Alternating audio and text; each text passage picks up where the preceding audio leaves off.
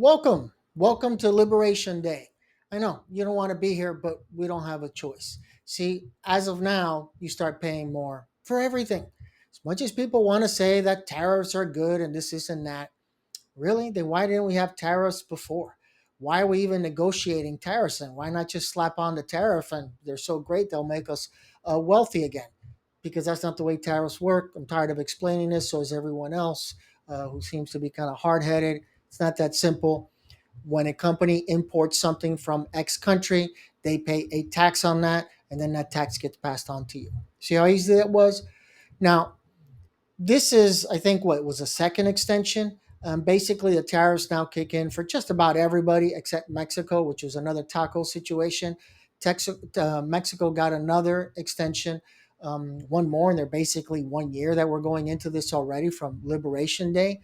But regardless of that issue, we were supposed to have 90 deals in 90 days. And I think we have one deal, maybe. There were supposed to be two deals, the one with the European Union that I wrote about. I think this was last week.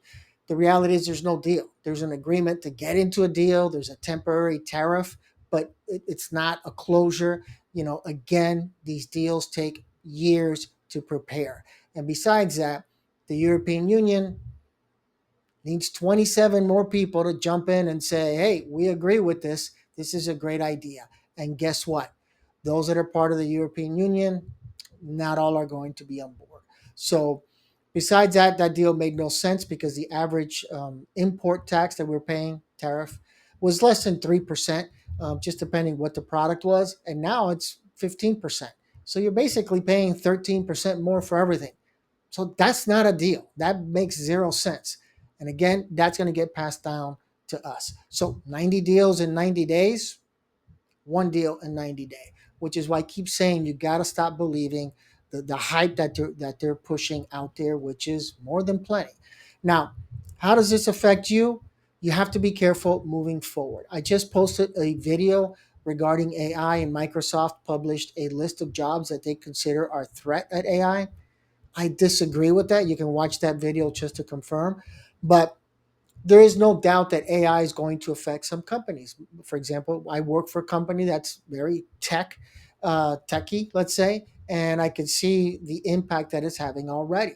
And so you can imagine that a lot of companies that are out there that are using customer service and things like that, they're going to get rid of those customers. I think the transportation companies, I remember correctly, let me see, UPS and FedEx, and I forgot who else. They're looking at 2,500 jobs that are going to be cut because of AI. So there's a lot of things with automation, right? Maybe it's routes, etc., that AI can use. So if you're in one of those industries, you have one of those jobs, you have to analyze your situation and say, how is this going to affect me? And react to that. Be ready. Don't get caught off guard. It is no doubt in my mind that AI is going to be groundbreaking. My video does talk a little bit about there might be a little too much hype on certain things. There's just to get back to the basics on that one. I keep saying if AI makes everything, how do we have the money to pay for everything? So while the tech bros keep saying you're going to work 5 hours a week, that's great. I can't afford anything with 5 hours. I can't even afford beer if I'm working 5 hours a week. So keep that in mind, though. There's going to be certain industries that, without a doubt, are going to be hurt, decimated, affected, and you need to be prepared to make sure that's part of, if that's one of the industries you're in or one of the jobs you're in, you need to be prepared. But when you add that up, of potential job losses and what that does to the economy and the withholding back of money and people not being able to spend with the uncertainty of the tariffs, then there's your answer. And the tariffs are already hurting a couple of companies like Volkswagen. I think, I don't remember the number. I think I said 1.4 billion was their losses in one of my blogs. And I think Ford said 2 point something billion. So it is taking effect. When a company loses $2 billion, that product has to, it's going to cost more.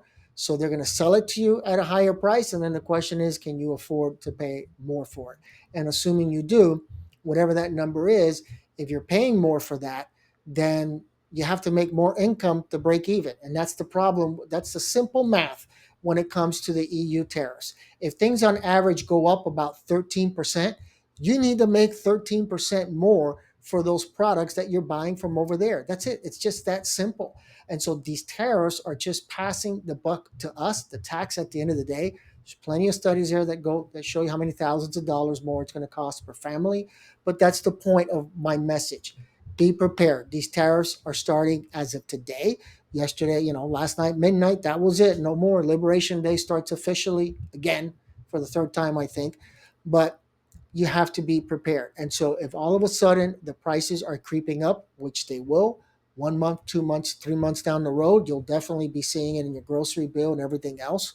Then you're going to see that effects really, and at the end of the third quarter or even fourth quarter, they're saying we're really going to see even potentially a recession, if not the beginning of next year. Um, Keep that in mind. That I even posted a blog regarding the issue that the solar industry is getting decimated because of the big beautiful bill removing the tax incentives. So if you're in the solar industry, you have to be careful, start being prepared, because it seems this industry is just going to be bygone. The amount of bankruptcies that are being filed in the solar industry are just endless, if not layoffs. But again, if you don't have tax incentives, solar isn't cheap. What's the incentive now to spend tens of thousands of dollars for solar energy? Which, by the way, this is causing utility bills that are going to rise nationwide for everyone. And a lot of people are already complaining about that as well.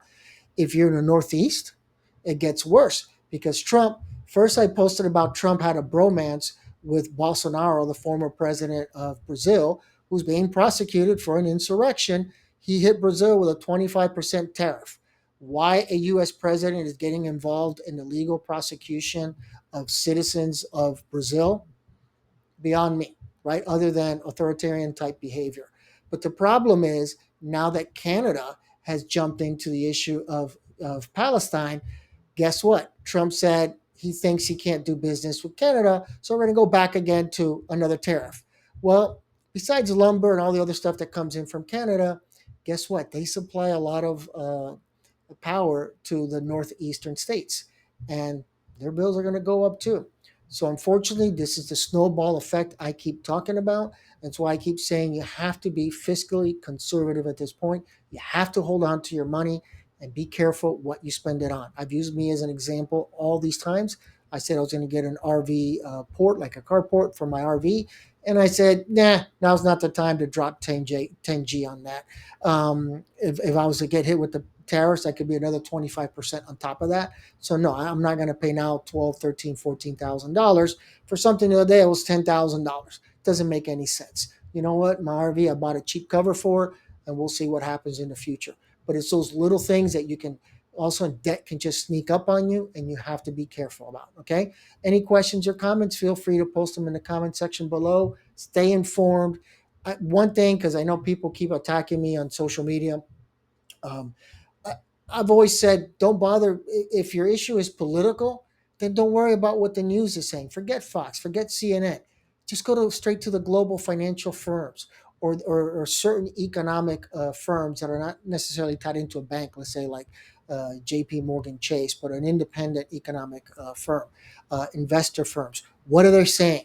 I can tell you what they're not saying. They're not saying, we want more tariffs. We want more tariffs. They're saying the complete opposite. So for those of you that like to take the political angle to this and say, oh, hating Trump and all this other nonsense, hey, that's fine.